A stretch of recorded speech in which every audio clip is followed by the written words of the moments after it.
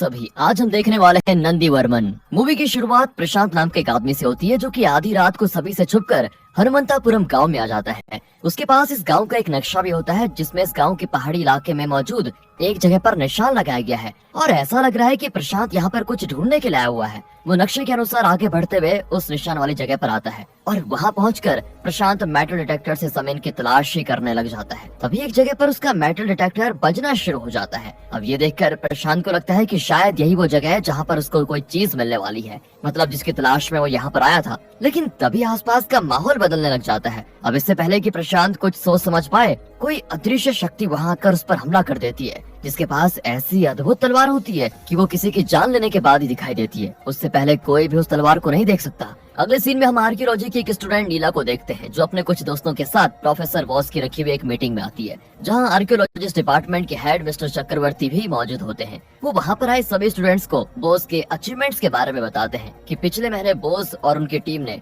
हनुमंतापुरम में पल्लव डायनेस्टी की कई सारी मूर्तियों की खोज की। उनका मानना है कि वहाँ पल्लव डायनेस्टी का सबसे बड़ा और खास मंदिर अभी भी मौजूद है, जिसे तलाशना भी बाकी है। मुझे उम्मीद है कि बोस अपनी टीम के साथ उस मंदिर की खोज कर लेंगे। अब उसके बाद बोस नीला और बाकियों से कहता है कि मैंने आपको यहाँ मेरी टीम का हिस्सा बनने के लिए बुलाया है ताकि हम सब मिलकर पल्लव डायनेस्टी की जानकारी निकाल पाए। वो उन्हें पल्लव डायनेस्टी की हिस्ट्री के बारे में बताता है कि करीब 1000 साल पहले की बात है। पूरे भारत में ताकतवर लोगों ने अलग अलग राज्य पर अपना कब्जा शुरू कर दिया था, जिसमें लाखों लोगों की जाने गई और कितनों को तो जीत भी हासिल हुई। उन्हीं में हनुमंतापुरम गांव भी शामिल था, जहां पल्लव डायनेस्टी का राज था। उनके पास ताकत और पैसों की कोई कमी नहीं थी। सभी उनसे डरते थे क्योंकि हनुमंतापुरम को चलाने वाला पल्लव डायनेस्टी का राजा नंदी वर्मन था। उसके पास ऐसी तलवार थी जो कि बिजली की रफ्तार से भी तेज चलती थी, जिसे कोई तभी देख सकता था जब तक कि वो किसी की जान न ले ले। इसलिए कोई भी हनुमंतापुरम पर कब्जा करने की सोचता तक नहीं था। लेकिन जब इसके बारे में गोरा नाम के एक आदमी को पता चला कि नंदी वर्मन इतना ताकतवर और पैसे वाला है कि उसने मंदिर की दीवारों तक को पूरी तरह से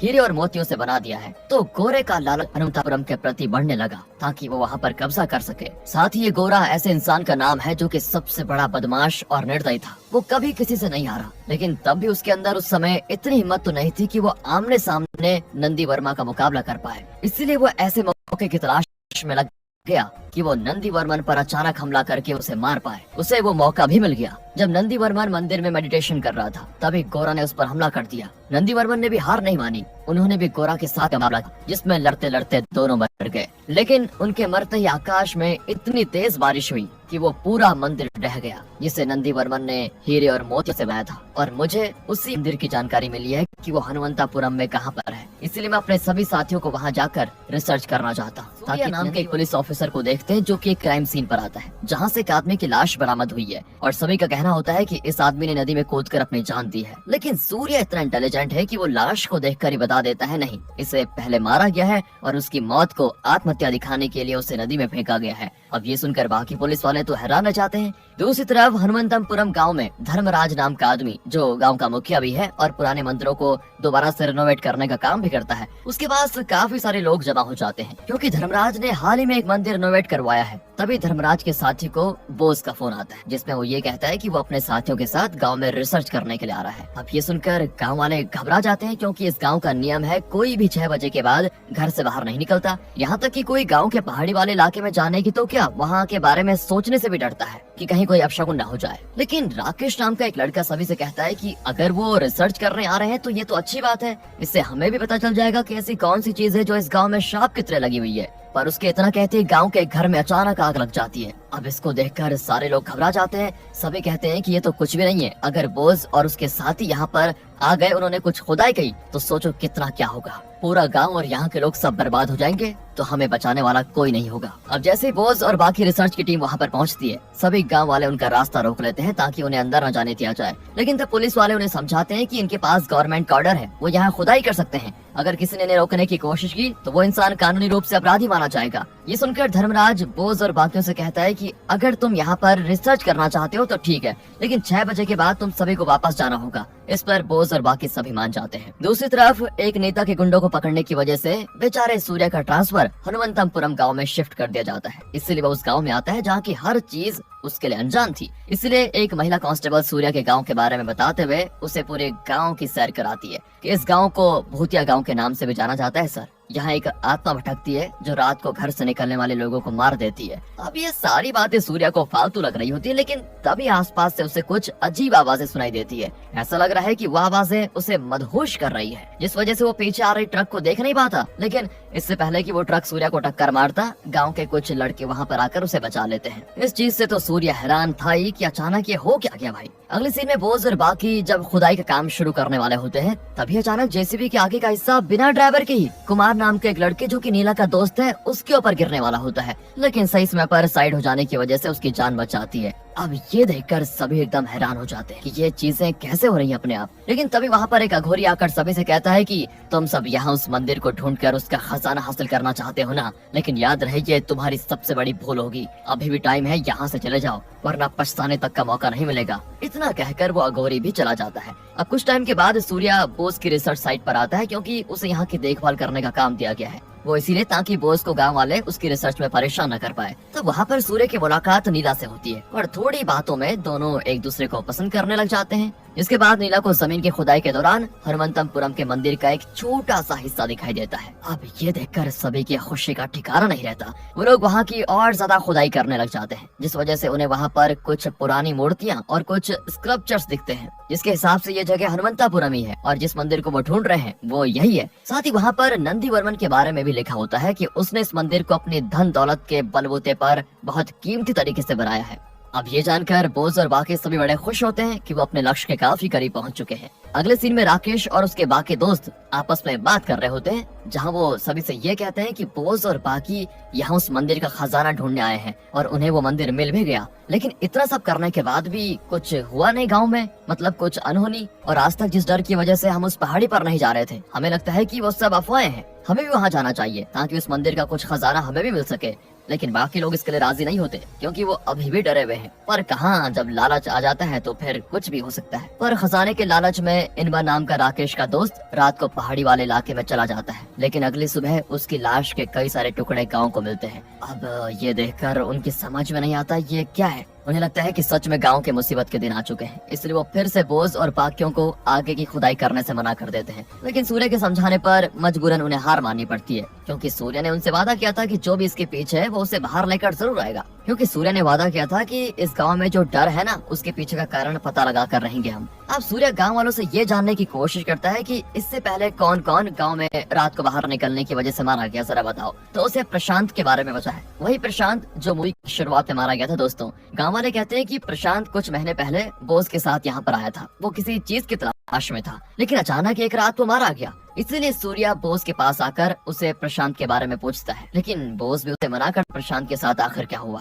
अगले सीन में बोस की खुदाई वाली जगह का अचानक ही मौसम बदलने लग जाता है, जिस वजह से वहाँ की जमीन भी फट जाती है। ये देखकर सारे हैरान होते हैं और उनको डर भी लगने लग जाता है कि ये हो क्या रहा है। तभी सूर्य के हाथ में मौजूद मेटल डिटेक्टर भी बजना शुरू हो जाता है और देखते ही देखते वहाँ की जमीन ऐसे क्रैक हो जाती है कि सूर्य उसके नीचे गिर जाता है। लेकिन उसकी किस्मत अच्छी होती है कि किसी मूर्ति पर उसका हाथ फंस जाता है, जिससे उसकी जान बच जाती है। और फिर सारे लोग सूर्या और उस मूर्ति को बाहर निकाल लेते हैं, जो कि नटराज की मूर्ति होती है। उसी ने सूर्या की यहाँ पर जान बचाई है। अगले दिन सूर्य को फोन के जरिए पता चलता है कि इनबा को किसी धारदार हथियार से मारा गया है, जिसने करीब 1 माइक्रोसेकंड के अंदर उसके शरीर के टुकड़े कर दिए। वो भी सोचता है कि यार, आज तक ऐसा हथियार तो मैंने कहीं देखा नहीं, कुछ समझ नहीं आ रहा है कि इनबा को किसने मारा, कैसे मारा। सूर्य बिल्कुल हैरान रह जाता है। अब सूर्य नीला के पास आता है और नीला उसे नंदी वर्मन और उसके रहस्यमय तलवार के बारे में बताती है। ये जानकर पहाड़ी में अकेले जाएगा ये देखने के लिए कि इसके पीछे कोई इंसान है या फिर कोई आत्मा। लेकिन जैसे ही वो रात को उस जगह पर आता है, वहाँ कुछ लोग आकर उस पर हमला कर देते हैं,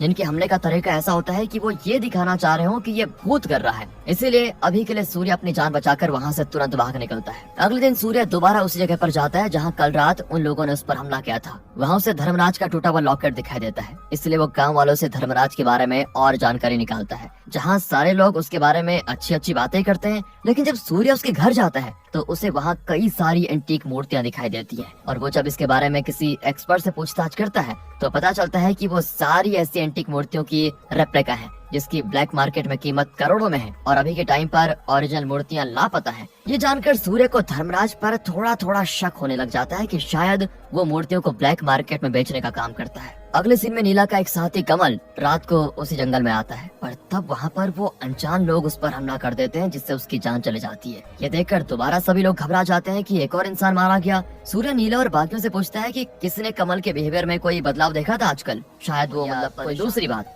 कोई ऐसी बात जिससे वो रात में जंगल में गया हो। तब एक लड़की कहती है कि कमल ने कहा था उसने मंदिर के अंदर जाने का रास्ता ढूंढ लिया है और इसके बारे में वो बॉस से बताने को जा रहा है, पर तब से मैंने उसको नहीं देखा जब से वो गया। और एक और चीज है कि तब से बॉस भी लापता है। अब यहाँ ये सीन कुछ टाइम पहले के समय पर मुड़ जाता है, जहाँ कमल बोस को मंदिर के अंदर जाने वाले रास्ते के बारे में बताता है। अब ये सुनकर बोस उसे कहता है कि किसी को इसके बारे में मत बताना। जिसके बाद रात को बोस अकेले ही उस जगह जाने के लिए निकलता है, जिसके बारे में कमल ने उसे बताया था। अब ये देखकर कमल भी उसका पीछा करने लग जाता है ताकि देख सके कि आखिर बोस कहाँ जा रहा है, पर तभी दुर्भाग्य से अनजान लोग उसकी जान ले लेते हैं। अगले सीन में सूर्य अपने बाकी पुलिस वालों के साथ स्टेशन आता है, जहाँ पर नटराज की मूर्ति होती है। लेकिन जब वो और नीला ध्यान से उस मूर्ति को देखते हैं तो उन्हें पता चलता है कि ये तो वो मूर्ति नहीं है जो उन्होंने जमीन से निकाली थी, बल्कि ये तो उसकी रेप्लिका है। असली तो कहीं गायब हो गई है, जिससे किसी को कुछ समझ में नहीं आता कि आखिर इसे किसने बदला होगा। अब सूर्य अपने सीनियर ऑफिसर के पास आकर उन्हें अपनी रिपोर्ट दिखाता है कि जहाँ तक मुझे लगता है जितने भी लोग रात को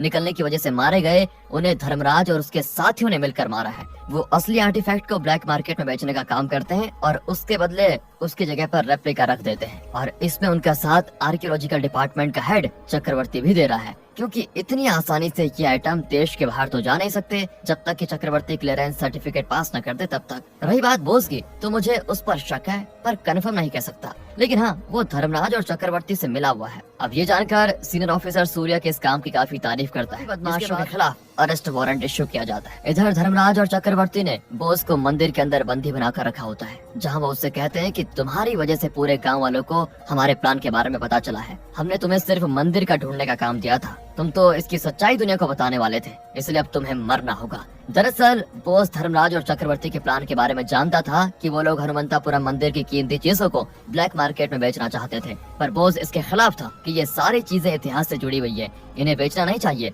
लेकिन इस प्रोजेक्ट में लगाए हुए पैसे चक्रवर्ती और धर्मराज के थे, इसलिए बोस मंदिर की जानकारी को तो निकालना चाहता था, लेकिन कीमती चीजें उनके हाथ नहीं लगने देना चाहता था। इसी वजह से उसने कमल को मना कर दिया कि इसके बारे में किसी को ना बताएं, पर कमल को लगा कि बोस कुछ गड़बड़ी करने वाला है, इसलिए वो उसका पीछा करने लग गया, पर धर्मराज और उसके साथियों ने उसे मार डाला। दूसरी ओर सूर्य और नीला गांव के एक लापता बच्चे को ढूंढ रहे होते हैं, जिसका असल में धर्मराज ने अपहरण किया है। तभी वहाँ की जमीन फट जाती है, जिसे सूर्य और नीला दोनों मंदिर के अंदर गिर जाते हैं, जहाँ धर्मराज उस लड़की के साथ बोस को भी मारने वाला होता है। इसलिए सूर्य सभी बदमाशों से लड़ना शुरू करता है। तभी सूर्य से लड़ने के लिए वहाँ पर कुमार आता है। ओह, इसके पास नंदी वर्मन की तलवार है, यानी कि ये भी धर्मराज के साथ मिला हुआ है, और इसने प्रशांत, कमल और इनबा को तलवार से मारा था ताकि कोई भी उनके ब्लैक मार्केट के बिजनेस के बारे में ना जान पाए। लेकिन तब सूर्य कुमार से वो तलवार लेकर उसकी ही जान ले लेता है, जिसके बाद पूरा मंदिर टूटना शुरू हो जाता है, जिसमें धर्मराज और चक्रवर्ती दोनों मारे जाते हैं। लेकिन सूर्य, बोस और बाकी बाहर आने में सफल हो जाते हैं। यानी कि आज भी नंदी वर्मन की आत्मा अपने गांव और वहां के लोगों की मदद करती है। इसीलिए उस बच्ची की मां की प्रार्थना की वजह से नंदी वर्मन ने सूर्य और नीला को उस मंदिर में जाने का रास्ता दिखा दिया ताकि उस बच्ची को बचा पाए। साथ ही सूर्य जब जमीन फटने की वजह से गड्ढे में गिरा था, तब नटराज की मूर्ति ने उसकी जान बचाई थी। इन सब से जाहिर होता है कि नंदी वर्मन की आत्मा आज भी उस गाँव में मौजूद है और वो नहीं चाहती कि कोई उस मंदिर को नुकसान पहुँचाए, इसलिए उसने इस मंदिर को दोबारा उसी तरह से जमीन में छुपा दिया। और अब मूवी के आखिर सीन में सूर्य सभी ओरिजिनल आर्टिफैक्ट को जब्त कर लेता है जो स्मगल किए जाने वाले थे उन्हीं को। तो वहीं गांव वाले बड़े खुश होते हैं कि सारे बदमाश मारे जा चुके हैं और अब वो रात को भी आराम से घूम सकते हैं। और इसी मिक्स्ड फीलिंग के साथ दोस्तों ये मूवी यहाँ पर खत्म होती है। बाकी अगर आपको वीडियो अच्छी लगी हो, एक्सप्लेनेशन अच्छा लगा हो तो लाइक कीजिए, चैनल को सब्सक्राइब। मिलते हैं अगली वीडियो में, ध्यान रखेगा अपना and finally thanks for watching.